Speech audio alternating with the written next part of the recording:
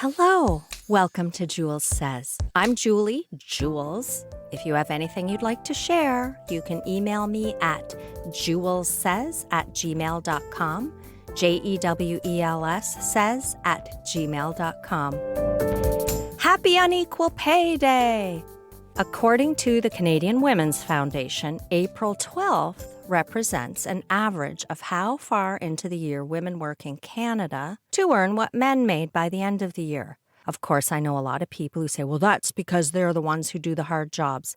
Yeah, they do jobs that I couldn't do. Some of us do jobs that they wouldn't be willing to do or couldn't do, but those jobs happen to be undervalued. Try living in a world where there's nobody to care for your children, you're sick, or you're elderly, but I digress. This pay situation is, of course, worse for women and gender-diverse people who face multiple barriers like racism, ableism, and, of course, the trusty homophobia. But anyway, I have to say that I'm getting a bit tired of feeling sad. And when I feel sad, I feel guilty for the sadness because the comfort and privilege of my life is certainly not lost on me. And then I read about so many amazing people who've accomplished such great things, including my own daughters, and I'm in awe of their courage, their hard work, their talent, and everything else that goes into it, because it's not just talent alone, of course. Then my head spins to feeling guilty for being so ordinary, for not trying harder. It's so stupid, and I didn't try hard enough all my life to accomplish things. I dabbled in many, many things, but never really focused.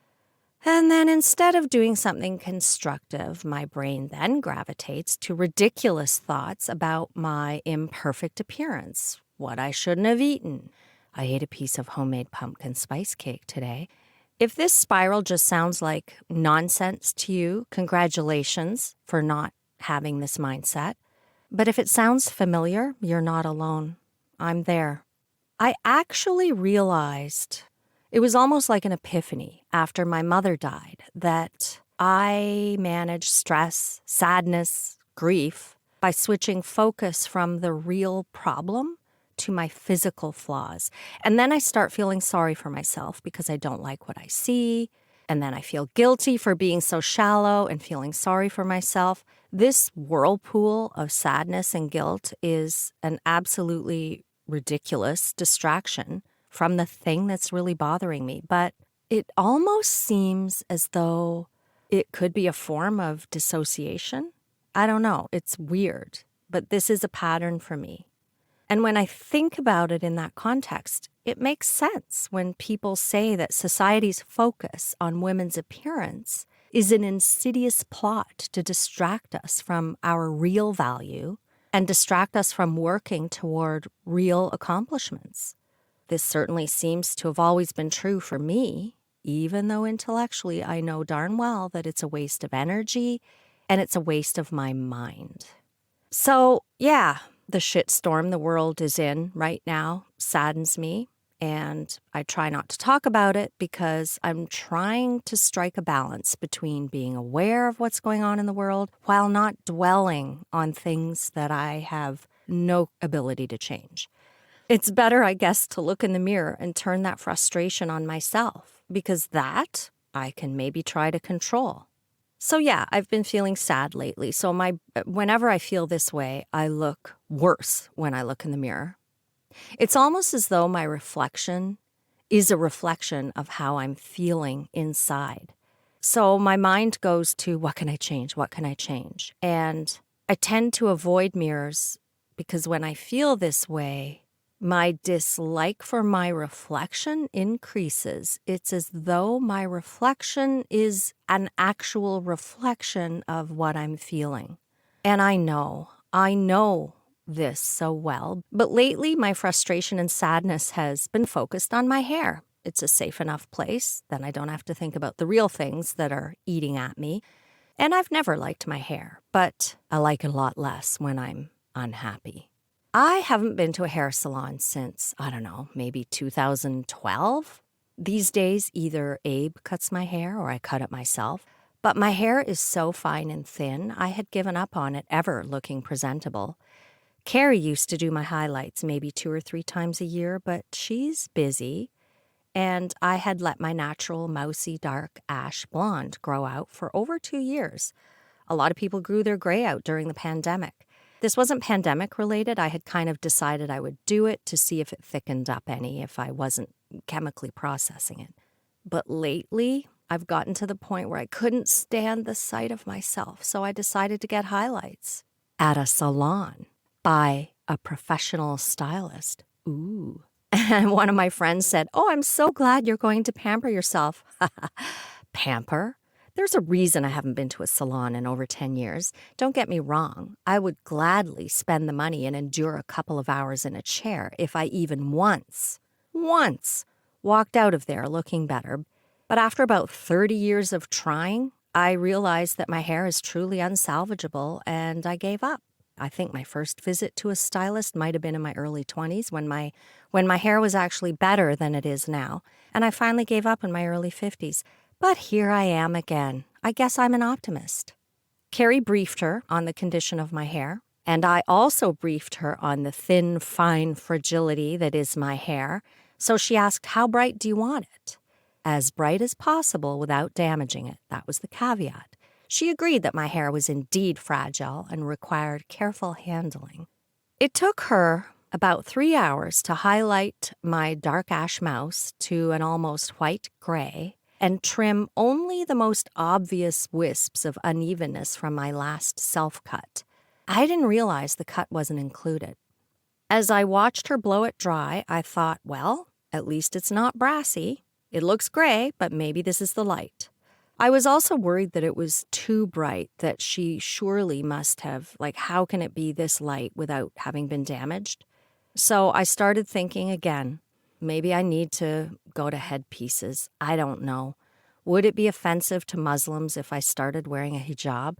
So I chatted with my friend Shanaz just this morning, and she said it would not be offensive. She only wears a hijab to certain events.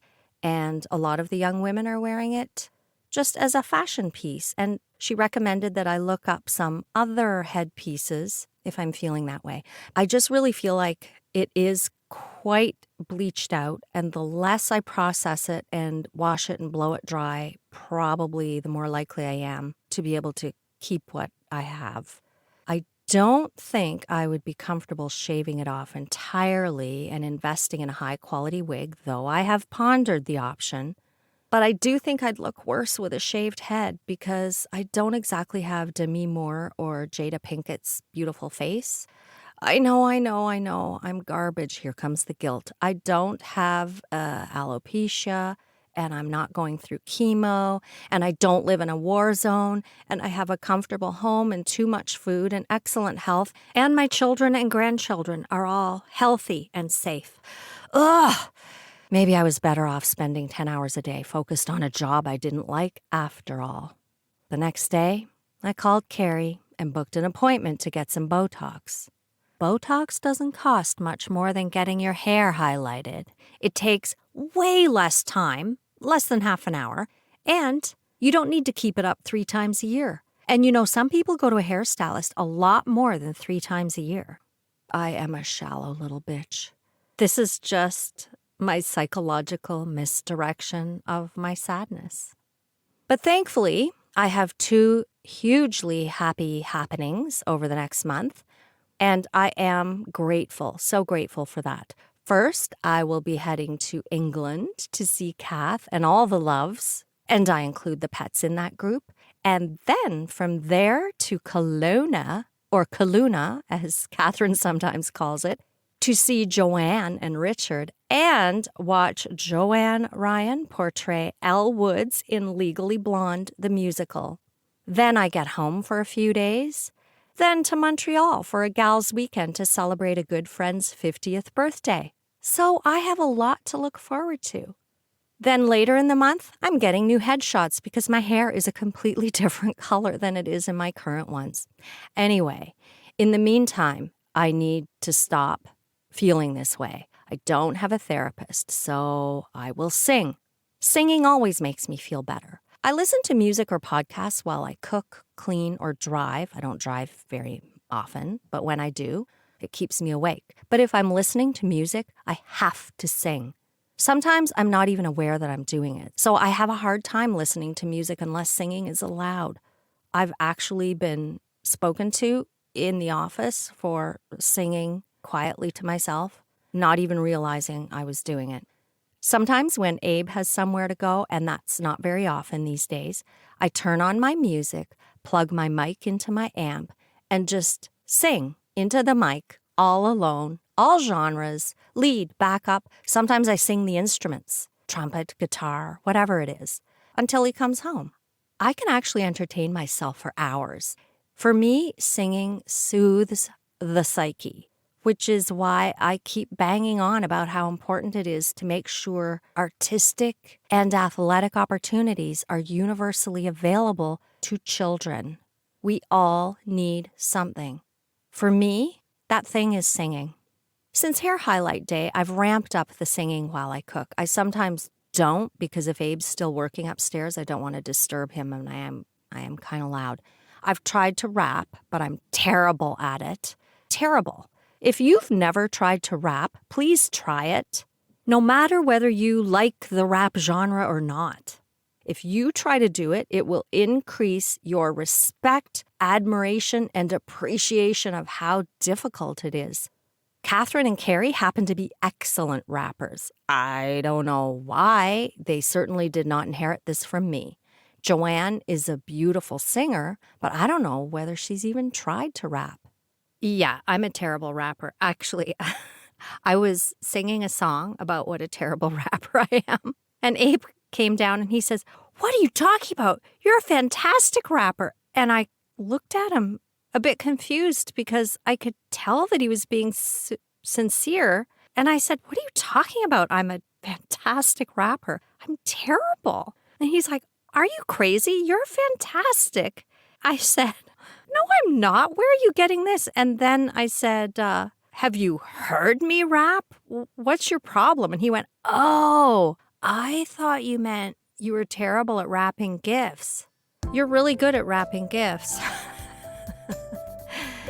Thanks. And that is true.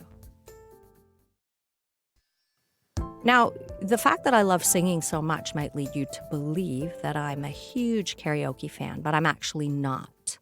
If I'm going to sing in front of people, I prefer to be prepared. And I get quite nervous. My mouth goes dry, my throat constricts, my stomach feels a little bit sick. And if I get up there and the version is in a different key than whatever version I'm used to, it can be quite challenging because it might be out of my range. I also like to sing a lot of men's songs. I have a pretty broad range and I can go lower than a lot of women, but I'm not Frank Sinatra. Having said that about karaoke, I have to say, I am intrigued by trying karaoke with a live band. I recently discovered, and I wish I had known this pre-pandemic, I've been following a local band called Good Enough Live Karaoke, and I love the concept. Instead of karaokeing to a track, you're on a stage singing with a live band. And as much as I don't generally like karaoke, I really feel like I just have to try this. They have a Thursday night residency at the Gladstone Hotel in Toronto, and I ran the idea by my friend Paula. After sharing a bottle of wine, we were quite enthusiastic about the prospect and agreed that we'd bring our guys, but Abe scowled at the thought of going out at 9 p.m. on a weeknight, and Paula admitted that once she gave it some thought, she realized she had not considered her partner's 5 a.m. start time the next day. So we scrapped that idea. And as much as I really enjoy doing things alone and going out alone, I just don't think this is one of those things I want to do alone. Then I got thinking, this is why I need that 10-hour-a-day job to focus so that I stop ruminating on ridiculous things. Because then I got thinking that I should find a way to be in a band. Just a backup singer, maybe the occasional lead singer. The problem is I don't play an instrument and I'm old. I can hardly play the piano. Maybe if I worked at it more, I could get better, but yeah. And Abe bought me a bass guitar years ago. I used to always say, when I retire, I'm going to learn to play the bass guitar. But I haven't learned to play it yet. And even if I started now, I'd never be good enough. That ship sailed a long, long time ago. There are so many things I'd like to be good at and that I've never focused on enough to learn any of them well. But oh God, here I go again. All my life I've dabbled, never focused. But I was in a band for a very short time way back in the day, 1982, before I married the girl's father. A really good friend of mine was the drummer, and they had booked a gig at the Courtright Hotel, but their singer backed out due to her intense stage fright. So he asked me, could I step in for her? Hell yes, I can absolutely step in. I didn't have much time to learn the songs, though. I think I only had a few days. And you don't want to be on stage in a rock band holding a choir binder with lyrics. And in those days, of course, iPads and tablets hadn't been invented, obviously. Once I had gotten on board, the original gal decided she could do it after all. So we ended up sharing the gig, which was actually a huge relief to me because then I only needed to learn half the songs. What a rush. We had a couple of rehearsals, then showtime. The Courtright Hotel was on the St. Clair River in the town of, what do you think, Courtright, a few miles south of Sarnia. I actually looked it up. I haven't been to Courtright in a long time.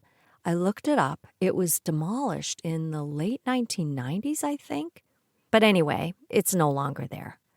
But in 1982, it was a dodgy little dilapidated hotel with a bar that was the venue of our gig. I think we played Friday and Saturday night. It seems to me that it was the 2 nights. I loved it. I felt badass. Neither the other singer nor I played an instrument, so I did feel self-conscious standing there when I wasn't singing. So we took turns, and I would sit down and watch when she was singing. She was really good. She was also gorgeous. She was definitely over her stage fright. On the Saturday, this swarthy, unkempt patron who was at least twice my size marched up to me between sets. "Play some Ozzy Osbourne," he ordered, out of respect for his guitar player. Ozzy Osbourne's guitar player, Randy Rhoads, had recently died in a plane crash. I just said, "I'm sorry, we don't know any Ozzy." But he was adamant and angry. "Play some Ozzy Osbourne." I tried to diffuse the situation by just saying, "Listen, I think it would be disrespectful for one of us to sing Ozzy. I don't think we'd do him justice. Plus, we don't have a bat." At the time, there had been a lot of buzz about this story. Someone threw a live bat on stage at one of his concerts, and Ozzy, thinking it was a rubber bat, bit into its head, but it turned out to be an actual live bat. Disgusting. At the time, there was speculation that this had been a deliberate antic, but anyway, the guy said, "I have a bat, a baseball bat, in my truck," and he walked away. I just shrugged it off, I'd seen men like that before, and usually they were all talk, and he hadn't actually threatened me with the bat. But anyway, I asked the 3 guys if they knew any Ozzy Osbourne, because I figured, if they know it, it might be a good idea to do one. But they didn't. Later on, when I was finished for the night and the other singer was singing her last set, I was sitting near the front watching the band, and I felt something hit the back of my head hard. A beer bottle. I reached down to pick it up off the floor. It was almost full. No wonder it felt so hard. I calmly got up and walked to the ladies' room because I could feel myself getting angry, and you know what happens when I get angry. Embarrassing, weak tears well up in my eyes, and I did not want anyone to see that. I knew from experience that tears feed the beast. They love it. They love to sneer at the weakness of it. No way was this guy getting that satisfaction. So I took some deep breaths to calm myself. Then I looked in the mirror to see if my mascara had run. A rivulet of blood snaked from the back of my head and down my neck to my chest. Oh, no wonder that hurt. The strange thing is, that actually calmed me. I just walked out of the washroom straight up to the manager and told him that some guy had hit me on the back of the head with a beer bottle, who I thought it was, but the guy had left. It might not have been him, but he did run out as soon as the bottle hit my head, so it probably was. I mean, he was willing to miss last call. And Courtright is a small town. I guarantee you that manager knew exactly who he was. Anyway, I went to the hospital and got a few stitches. It really wasn't a bad cut. It's just that even minor cuts to the head tend to bleed quite profusely relative to their size. Now, did this make me not want to do another gig? No, it did not. What it did do was make me understand why you should always keep your back to a wall in places like that. I don't know why, but I've always liked dodgy little bars, and I had trusted that my non-threatening small size and gender would protect me from something like that in a public place. Obviously, I knew I had to be careful walking to my car, especially before we had automatic locks. But live and learn. It's the woman's responsibility to make sure she's safe. It's not the men's responsibility to not be violent. The point is, I still loved being in that band. Sadly, though, that weekend was my first and last gig. The drummer who had recruited me let me know that they didn't need 2 singers. I mean, that made sense. And now that their first gal had gotten over her stage fright, thank you, but we want to keep her on. And besides, you don't look or sound rock and roll. You're more musical theater. I think that's the part that hurt more than anything. Them not needing 2 singers absolutely made sense. She was their first choice all along. That made sense. I was just there to help them out in a bind. But he had to also tell me that I don't look or sound rock and roll. Okay. That was the knife twisting. I was so disappointed. I love musical theater, don't get me wrong. But I also loved singing with this band. I thought I could be so much better if I'd had more than 2 rehearsals and a few days to learn a set list. There are all kinds of good reasons that they went with her. After all, she was the original. She was really good. She was gorgeous. And the reality is that matters if you're a front woman with no instrument. They want someone who's nice to look at. But I found out later that both the drummer and the lead guitar player were in love with her. I'm not saying that was a reason for their preference. They had perfectly valid reasons, but it certainly didn't hurt. They ended up having problems over it later, unfortunately, and I think she did go on to sing with other bands. Maybe if they'd gone with me and nobody was in love with me, they'd be together today. Who knows? Maybe my vibe was too musical theater. Damn it, I should have learned to play the bass guitar back then. But honestly, the idea never occurred to me until 30 years later, and now it's too late. Well, too late to be good enough to be in a band. So make hay when the sun shines, ideally when you're young. You think you have forever in front of you, but it flies by in a flash. Having said all that, if I could find a local band who wants an old lady singer, I'm in. They don't have to pay me. I just want to be there. And in the meantime, I am going to, at some point soon, learn to play my Daisy Rock hot, sparkling pink bass guitar. And if I get around to giving Good Enough Live Karaoke a try, I'll be sure to let you know how it goes. I'll post a link to Good Enough Live Karaoke on my Facebook page, Jules Says. Feel free to check it out, and absolutely feel free to comment. Thank you for listening. If you're feeling sad about everything that's going on in the world, I hope you're able to find peace and kindness and happiness wherever you can. If you would like to ask or share anything with me, email me at julessays@gmail.com. If you celebrate Happy Easter, Passover, or maybe you're in the midst of Ramadan, no matter who you are or where you are, I wish you peace, love, and safety.